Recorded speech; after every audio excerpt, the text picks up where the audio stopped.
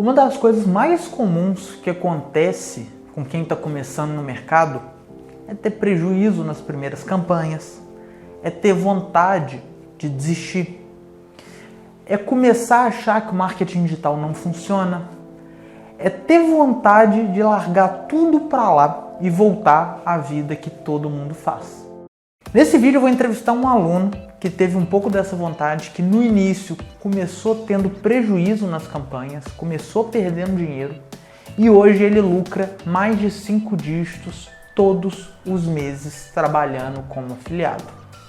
Nesse vídeo ele vai contar toda essa trajetória de como que ele fez para sair de uma campanha de algo que comia dinheiro dele para ele conseguir viver 100% hoje do marketing digital e conseguir largar a profissão anterior que ele detestava. Fica comigo nesse vídeo até o final que eu tenho certeza que depois dele muita coisa vai mudar na sua cabeça.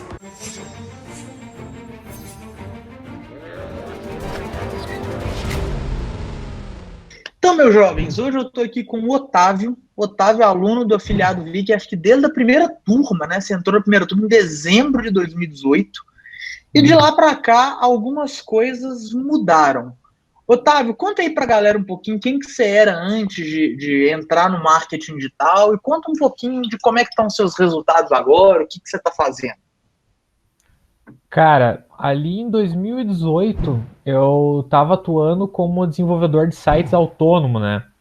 Naquela história do cara querer trabalhar por conta ali em casa, né? Enfim, fazer o seu próprio tempo de serviço. Só que eu comecei a encontrar alguns pontos negativos dessa profissão. Primeiro que eu já não estava mais curtindo ficar na frente do computador programando e muito código para a cabeça e tal. E outra que eu também tava com muito problema com clientes, sabe? Cara querendo passar a perna, enfim, que não queria pagar e tudo mais. E daí, putz, comecei a pensar ali, aproveitar que eu tinha tempo livre e comecei a pesquisar alguma outra maneira, né, de ganhar uma renda extra, né? No primeiro momento é sempre uma renda extra que a gente quer, né? Aí acabei encontrando o tal do marketing digital, né?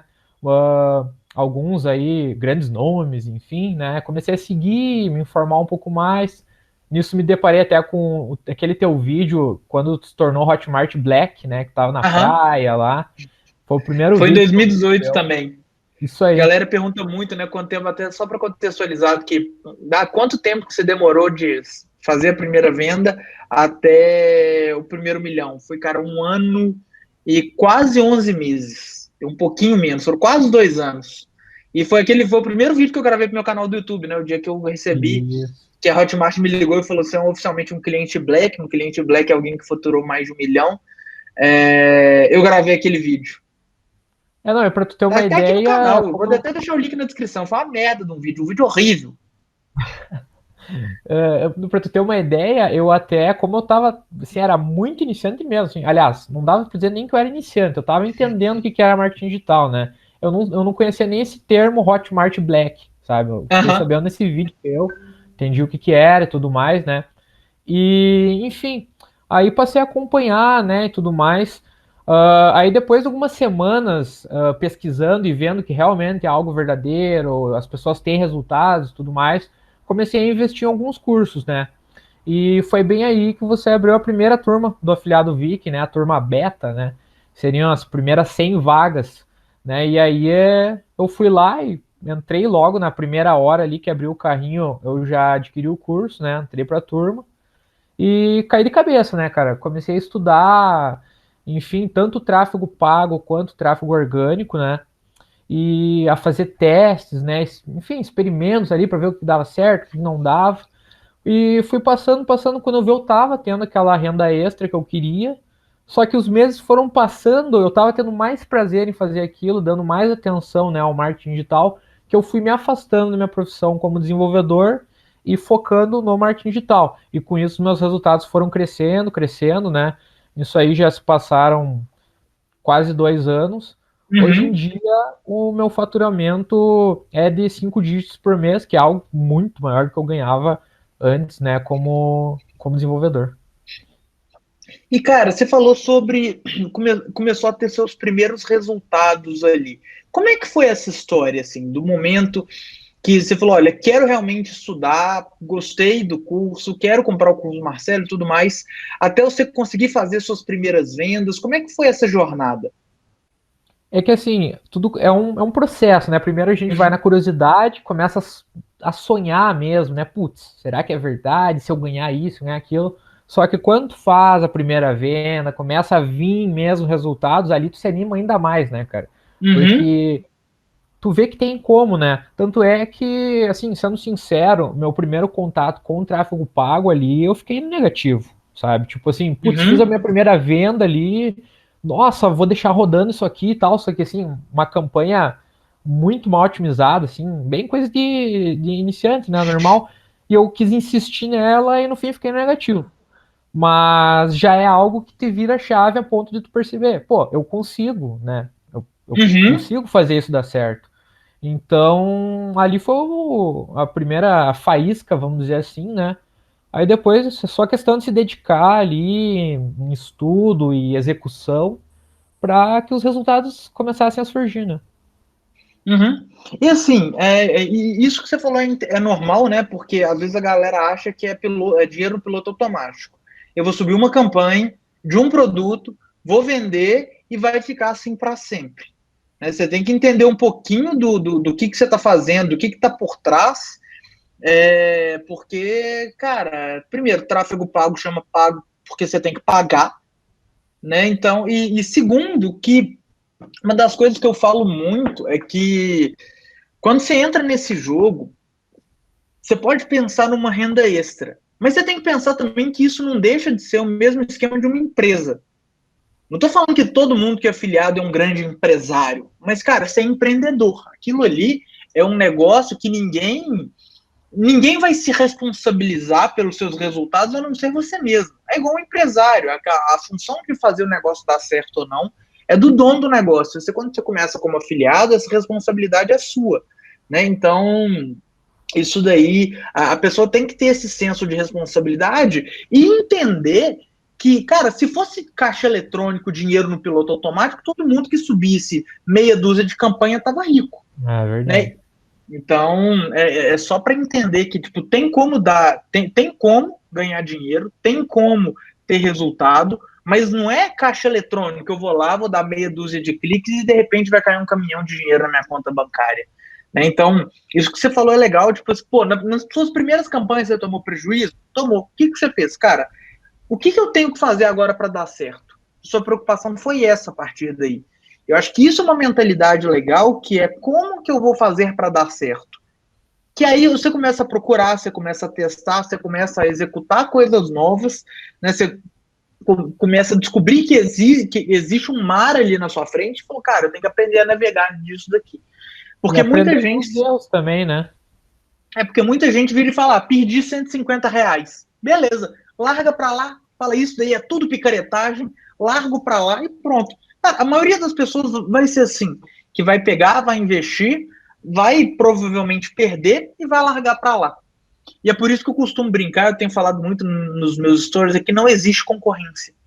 É justamente por isso, porque 99%, cara, eu tenho uma estatística, 99,3% dos meus alunos nunca assistiram nenhuma das lives que tem no módulo. Não estou falando nem que não concluíram o curso. Aqui tem um módulo só de live, cara, 99,3% nunca assistiu nenhuma live completa.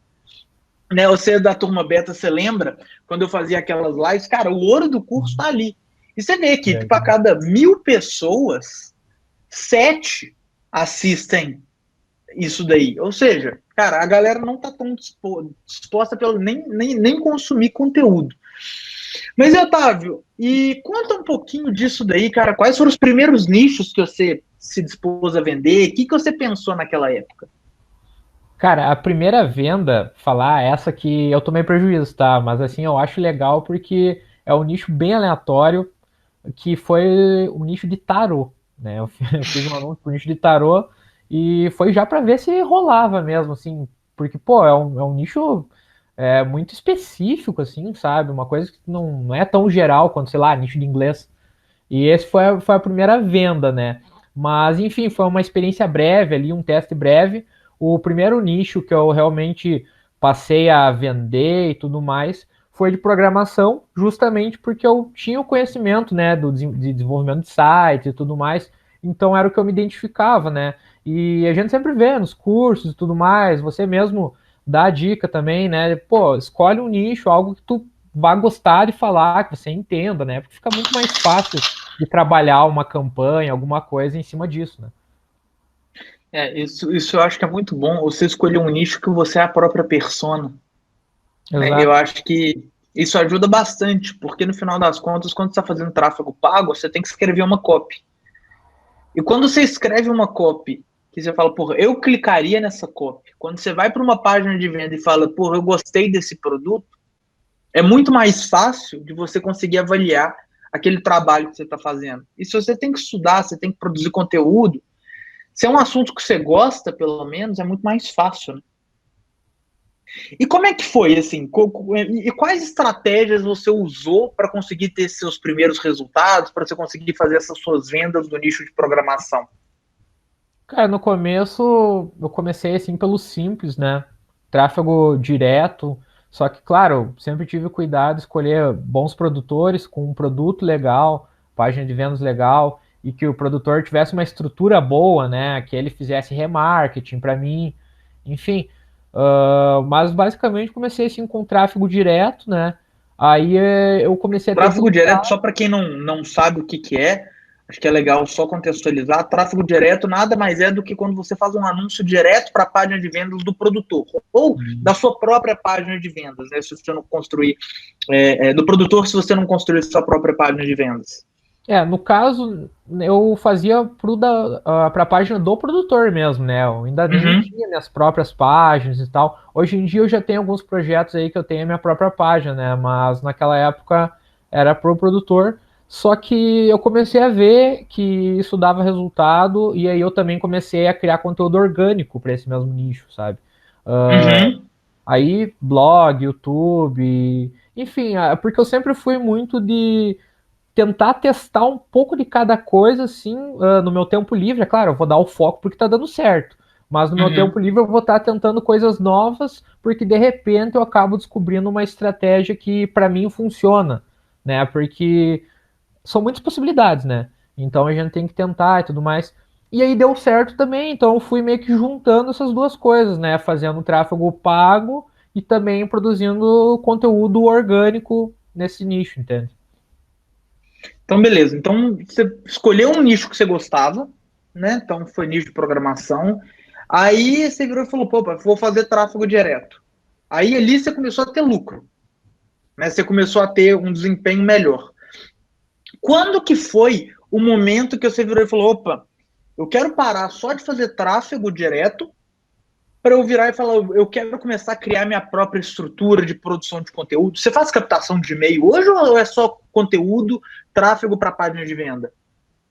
Atualmente eu tô com um projeto aí no nicho de música que eu tô fazendo captação de e-mail, mas assim, sendo sincero para ti, até então, até, sei lá, 1, 2 meses atrás, eu não me arriscava com isso, sabe? Não me arriscava no e-mail marketing e tal, mas eu resolvi testar, né? Agora eu tô aprendendo ainda ali e tal, né? Porque exige muito do copy, né? De escrever ali os Uhum. e-mails e tudo mais.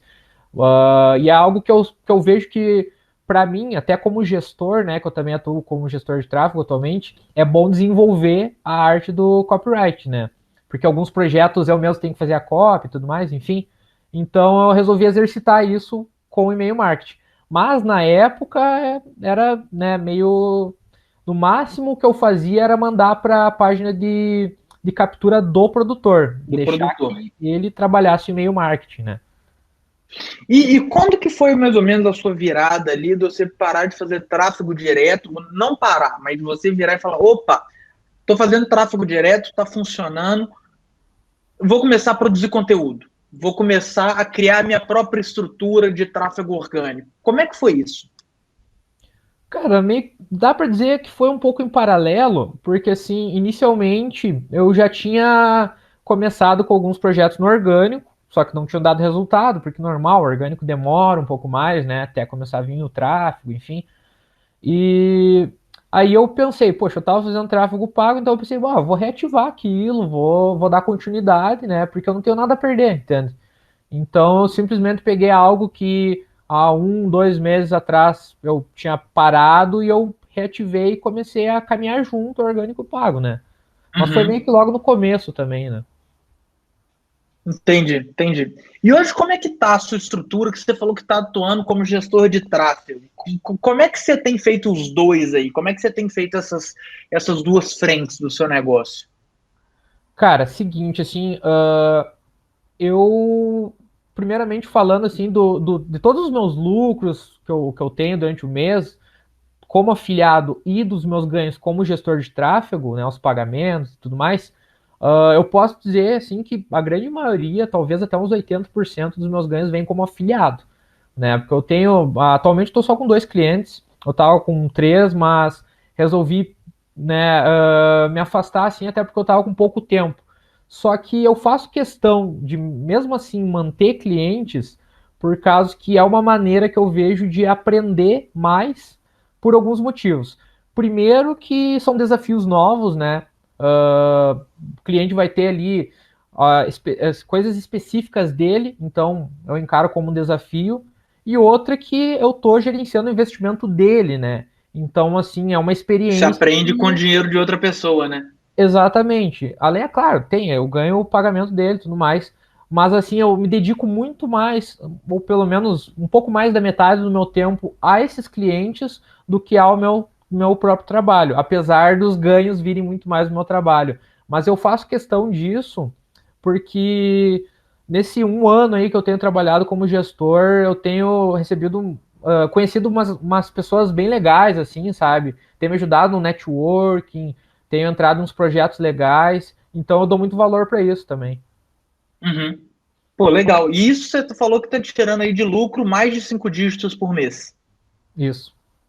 Cara, espetacular. Espetacular. E, cara, o que que você teria evitado, né? Hoje aí, tirando 5 dígitos por mês, você já está tirando salário de executivo, né? Salário de gerentão de empresa. E se forem múltiplos 5 dígitos, dependendo do tanto de 5 dígitos que é salário de diretor.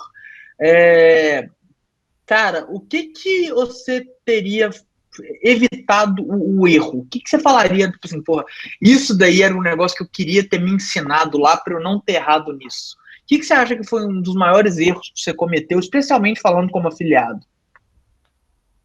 Olha, eu até. Quanta coisa que eu fiz errado, assim, sabe? Só que a grande maioria dessas coisas eu aceito porque eu aprendi, entendeu? É, E lógico, como. eu acho que todo erro faz parte da construção de quem a gente se tornou, né? E muito, Todas as cagadas que a gente fez são responsáveis por nos formar. Mas né, e continua, muito nesse continua. mundo, né? Do marketing digital, do afiliado ali, porque, como eu falei antes, são muitas possibilidades, né? Tanto no tráfego orgânico quanto no pago, enfim, é muita coisa que tu pode testar para ver se vai dar certo ou não. Então eu sempre encaro um teste, dependendo do resultado dele, como algo positivo, porque no final eu vou saber se para mim vai funcionar ou não, né? Uhum. Mas pensando assim, em algo que se eu pudesse voltar atrás é questão de procrastinação em algumas coisas, né? Muita coisa eu fiquei assim de tipo, putz, tive uma ideia aqui, vou fazer, mas sei lá, passa 2 meses, eu mal comecei a executar ela, entendeu? Uhum. E não é legal perder tempo nesse mercado, principalmente, né? Porque, poxa, se tu faz algo na frente, está na frente da pessoa, tu querendo ou não, tu pode ter uma vantagem, né? Sei lá.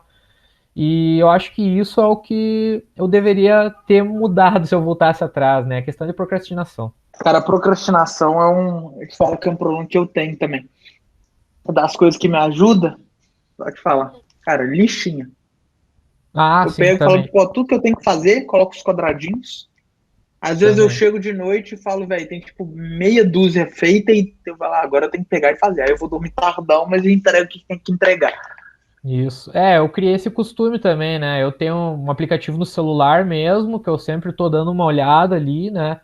E eu até tava recentemente, sei lá, 1 mês atrás, eu tava com um problema porque eu tava tão apegado àquela lista, Mas tão apegado que eu tava travando, porque eu só ficava olhando ela e não fazia as coisas, sabe? Aí eu pensei, não, eu tenho que me balancear, né? Eu também não posso ficar 100% apegado a ela, né?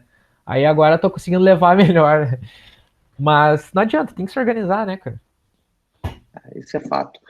Agora, a galera também só tem que tomar cuidado com uma questão relacionada à procrastinação, que é o seguinte: às vezes a nossa procrastinação tem muito mais fundo no medo do que em simplesmente numa procrastinação.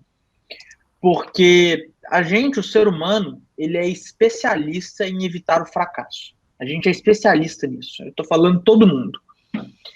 E a gente só fracassa quando a gente tenta. A gente só fracassa quando a gente faz algo que a gente não sabe fazer. Então, às vezes, a gente fica procrastinando, não pelo fato da gente ser puramente preguiçoso, não pelo fato da gente ser puramente procrastinador. A gente faz isso para evitar a possibilidade do fracasso. Então, às vezes, a gente fica planejando, tem várias ideias, igual você falou, Otávio. Você pensa em várias coisas, planeja várias coisas, mas a gente não coloca em prática pelo medo de errar. Porque desde que a gente nasceu, todo mundo, a gente foi condicionado a comemorar os êxitos, ser parabenizado pelos êxitos que a gente tem e sempre ser condenado pelos nossos fracassos. A vida inteira, na escola, adolescência, faculdade, ninguém parabeniza os erros. Ninguém parabeniza, tipo assim, cara, parabéns, você quebrou. Parabéns, você colocou R$ 300 no Facebook e voltou zero. Tanto que você vê as pessoas muito mais contando aquilo que eles fizeram de bom e que deu certo, pelo menos aos olhos de outras pessoas, e escondendo aquilo que eles fizeram de ruim aos olhos de outras pessoas. Então a gente tem que tomar muito esse cuidado, que procrastinar pode vir muito mais do medo de fracassar.